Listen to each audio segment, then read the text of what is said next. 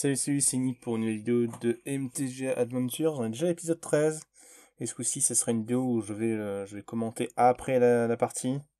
Alors, un match-up que je commence à apprendre à détester, quel que soit le compte sur lequel je joue. Le mono rouge, donc là, je vais faire face à mono rouge avec Vampire. Alors, je vais prendre une game fair où je suis sur le play, pardon, je veux dire, parce que quand on est sur le draw contre mono rouge, bon, de toute façon, il faut allumer un cierge. C'est un peu ça le principe.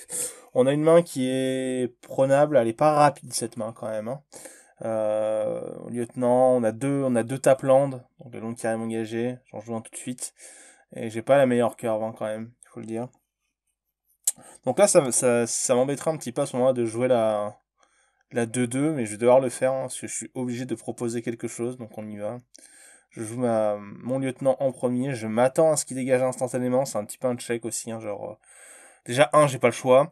Et de deux, on va savoir tout de suite s'il a un burn spell dans la main ou pas, hein. Donc lui, il a mis la petite 1 first strike. Alors pour la petite histoire, c'est un joueur que j'ai rencontré juste avant cette partie et qui m'a éclaté sur le play en me jouant 4 fois cette bestiole-là en mode 2-2 first strike en 3 tours.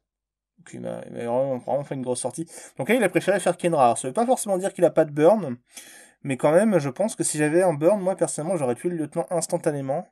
Alors, je, ça veut pas dire grand chose en fait. Peut-être qu'il veut curver. Là, dans ma tête, je me dis, il a probablement un autre drop 2 et un magma spray. Je m'attends à ce que mon lieutenant meure, en tout cas au prochain tour. Donc, ce que je vais faire, c'est que je vais attaquer directement avec, essayer de le rentabiliser un petit peu. Donc voilà. Là, je m'attends à ce qu'il meure en fait. Pour plein de raisons. Et là, pour être honnête, je m'attends même à magma spray. Parce que ça aurait du sens que il ait voulu curver et rentabiliser sa mana avec un Kenra avant en fait. Alors, je me rappelle plus exactement de la game, mais on va voir si j'ai raison ou pas. Alors, on voit qu'il réfléchit. Sinon, dans ma main, je vois un Zilot. Alors, Zilot, c'est bien et c'est pas bien, hein, parce que contre Monorel, la perte de points de vie, voilà. Alors, il a pas. Ok, donc il a pas le burn, là, encore une fois. Mais il m'attaque avec une de 2 first strike, hein, donc voilà.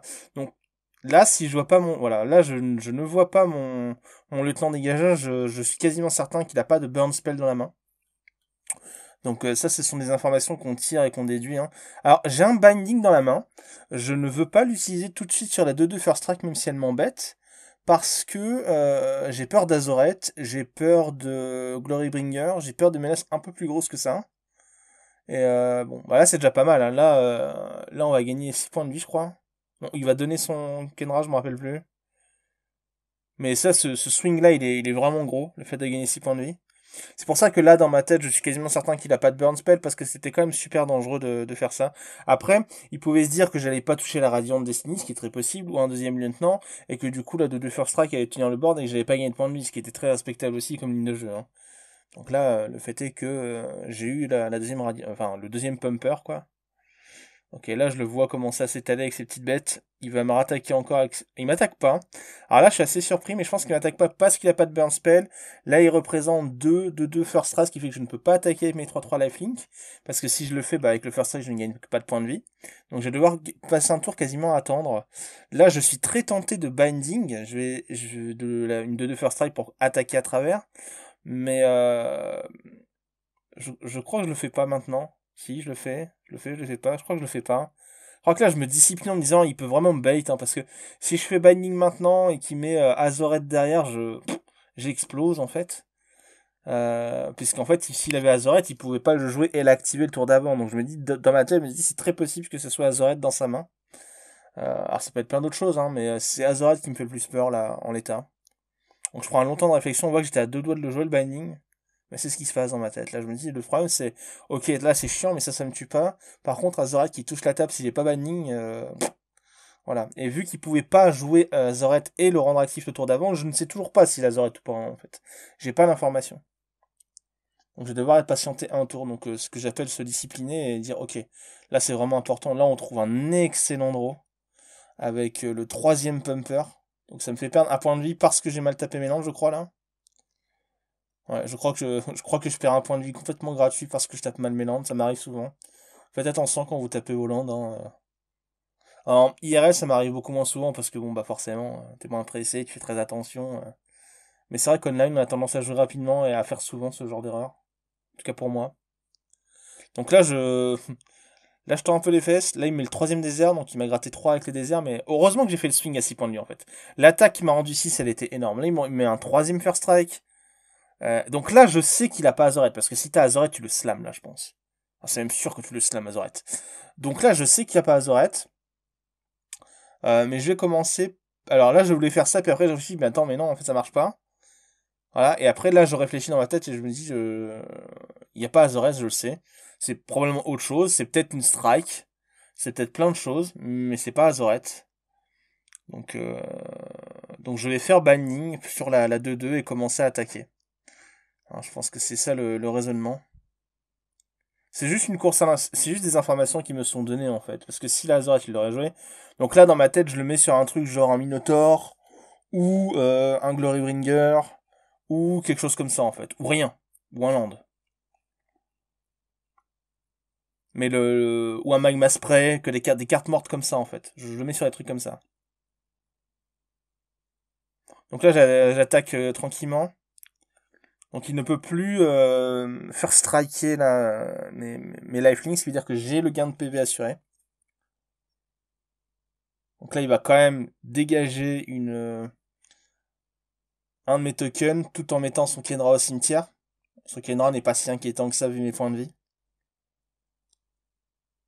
Voilà. Et là, je crois qu'il va concéder. Ramunap. Concession, je pense. Ouais. Donc en fait là il a pas touché sa haute curve, hein. C'est également le défaut un petit peu de Monored parfois. C'est que ok t'as toute ta basse curve, tu te prends un stop et t'es incapable de trouver tes menaces late. Et puis bah parfois tu perds les games. Ça arrive Monored, désolé. Allez, deuxième replay dans celui-là, je vais jouer contre un bleu-rouge. Le principal intérêt de celui-là, ça va être de vous montrer euh, l'effet d'une carte que j'ai intégrée récemment dans ma deck qui s'appelle Profane Procession. J'en suis très content pour le moment. M'a toujours fait des très belles games. Je trouve que c'est très bien placé. Alors c'est assez faible contre mono rouge et encore ça répond à des choses assez chiantes telles que Azoret, voire même des Glorybringer. Enfin j'ai gagné une game contre un mono rouge en lui volant 2 Glorybringer. Enfin c'était assez sympathique. Euh, mais bon, c'est plus fait pour les match-up plus mid-range ou contrôle. Hein. Donc là, on commence, on ouvre avec Legends Landing. On a une main qui est excellente. J'aimerais bien avoir des mains comme ça tout le temps. Là, je vais décider d'ores et déjà de pas jouer le lieutenant parce qu'il a 2 mana bleu open et j'ai pas envie de prendre un essence scatter sur le lieutenant. Donc je vais simplement jouer le petit Martyr of Dusk, très bon T2. Et on développe notre board. On lui montre pas tout de suite le noir pour des raisons, il peut peut-être penser qu'on joue mono blanc, il peut penser qu'on joue blanc bleu. Je ne sais pas à quel point ça peut altérer ses choix, mais bon, si je peux le faire, autant le faire. 90% des gens vont s'en foutre. Alors là, une carte intéressante, à partir de là, je sais à peu près contre quoi je vais jouer. Donc la carte qu'il a jouée dit qu'à chaque fois qu'il joue un sort, il peut mettre 1 en fait. Il ping de 1 l'adversaire. Donc je m'attends à beaucoup de spells, je m'attends au direct 0,4 vol qui prend plus 1 plus 0. Enfin ouais, je m'attends à des trucs comme ça, des dégâts directs. Mais vu que c'est une carte agressive, je m'attends à quelques dégâts directs, quand même pas mal de burn et voire même des Glorybringer en plein milieu quoi. Donc c'est assez intéressant de se poser la question alors, pourquoi est-ce qu'on joue un adversaire joue des cartes parce que ça nous donne très rapidement un spectre des cartes possibles qu'on puisse avoir en face de soi, ce qui aide après dans les décisions. Donc là je lui propose le trade avec la 2-2 lifelink, j'ai hésité à attaquer avec la 2-2 lifelink. Je sais pas trop si j'aurais dû. Donc là, il fait un beau move, il fait unsummon sur la 2 de la ligne. Donc quand on fait unsummon, donc ça renvoie la créature cible dans la main de son propriétaire. Quand vous le faites sur un jeton, bah en fait, il renvoie pas dans la main parce qu'il n'existe pas comme carte. Donc ça l'annule. En gros, c'est comme s'il avait Magma Spray, quoi, hein, grosso modo. Et donc je continue à développer mon board, moi quand même. Hein. Je suis quand même très très bien, très très bonne sortie. Parce qu'on on a généré 4 bêtes en 3 tours. Donc là, il nous pose de Drake. Ce qui est un peu chiant, évidemment.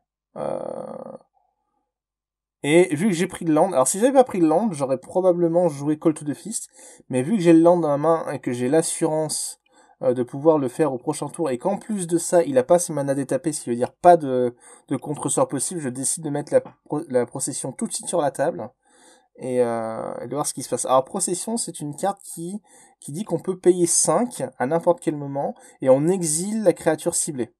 on la met en dessous de la profane procession, en fait, et une fois qu'il y a 3 créatures qui ont été exilées de la... Enfin, on la met pas en dessous, mais... Une fois qu'il y a 3 créatures qui ont été exilées par la profane procession se transforme en un terrain légendaire qui dit qu'on peut payer 4, l'engager, et on joue une créature qui a été exilée de cette façon. De toute façon, vous allez voir un petit peu à quoi ça ressemble après. Donc là, il fait son boui-boui, il pioche, il met des dégâts, tout ça c'est bien beau. Et bah là va arriver ce qui doit arriver, je vais jouer land. Alors j'aurais pu attendre, mais j'étais tout excité de jouer ma carte. En fait, en vrai, il vaut quand même mieux un petit peu attendre. Hein. Genre, vous attendez à son tour, vous pouvez le faire n'importe quand. Hein. C'était une des premières fois que j'utilisais, je suis comme un gamin, je fais, ouais, cool, je vais pouvoir l'utiliser, c'est trop bien. Les pourcents, enfin, comment dire, le nombre de fois où ça va m'impacter négativement de le faire comme ça en basic action, enfin en sorcery speed pendant les main phase, ça sera pas énorme, et puis bon. Voilà. Mais ça reste un play qui est faible. Il vaut mieux attendre qu'il attaque ou qu'il fasse quelque chose, mais bon. On sait jamais, il pourrait très bien avoir Unsummon et Unsummon sa propre bête, je sais pas en fait. Donc, bref, pas trop se poser de questions parfois. Donc là, il en joue un deuxième de Drake. Ça me va, y a pas de problème. Hein. Alors j'ai un Binding, je pourrais utiliser Binding plutôt que Procession, mais en fait j'ai bien envie d'aller chercher ces 3 Drake en fait et de transformer la Procession assez vite, je crois. Hein. Je crois que je le fais encore. Puis bon, faire Binding alors qu'il y a déjà un Drake en dessous, bon ça a pas l'air dingue.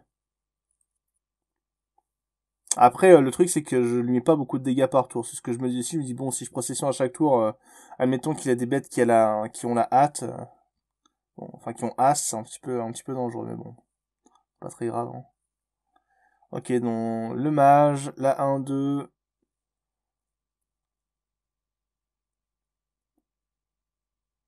Je pense que je transforme la procession. Il me semble que je fais des bêtises, d'ailleurs, là.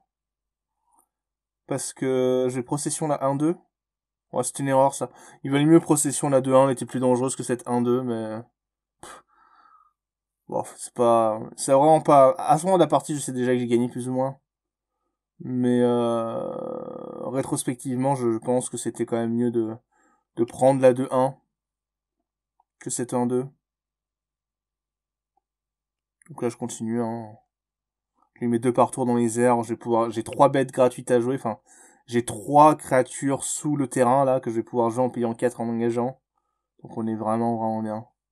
Là, il pioche 2 cartes, il me ping encore de 1. Tout ça, c'est pas très important, en fait. Ok, donc là, il me met le 3e Drake, mais j'ai le Binding. Et j'ai le cast out. Alors j'espère pour moi que je cast out, là. Ou alors, je crois que je fais Call to the Fist à ce moment-là. Pour étaler mon board, parce que c'est pas très dangereux. Dis-moi que je fais ça. Enip, dis-moi que t'as fait ça, Enip. Ouais, voilà. Alors, cast out, c'est ok. Alors, en tout cas, il fallait pas Binding, c'est sûr. Cast out, c'est ok, mais je pense que Call to the Fist, c'était bien, non? Ouais, non, bah... Mon second mois a décidé de jouer cast out. Alors, c'est bien aussi cast out, hein, ça met de la pression. Mais j'aurais pu jouer Call to the Fist pour développer mon board et attendre d'éventuels bons draws, mais... Ouais, je voulais prendre aucun risque, je pense, quand je fais ça. Alors, j'attaque avec Martyr of Dusk. Je joue le Colt... Ah, parce que je peux faire les deux, c'est pour ça. Ok. J'ai un calculé. Normalement, en fait, mon second mois, il a bien joué, en fait. Mon second mois a mieux joué que le premier mois. Il fallait faire comme ça. Hein. Mais je pense que si je n'avais pu cast que Call to the Fist, il y a moyen que j'aurais fait que Call to the Fist et j'aurais pas cast out. Probablement. Après, je prenais un gros coup, hein, mais vu que j'avais le lifelink derrière, et qu'il avait qu'une carte en main. Ok, donc land, là, je vous dis, ça fait un moment que je sais que si je perds, de toute façon, c'est par bêtise, donc là, il concède. Donc, pas grand chose à dire. Voilà. Bon, c'était Ni pour MTG Adventures, l'épisode 13, on se retrouve bientôt pour un nouvel épisode. Ah, ciao, bye bye.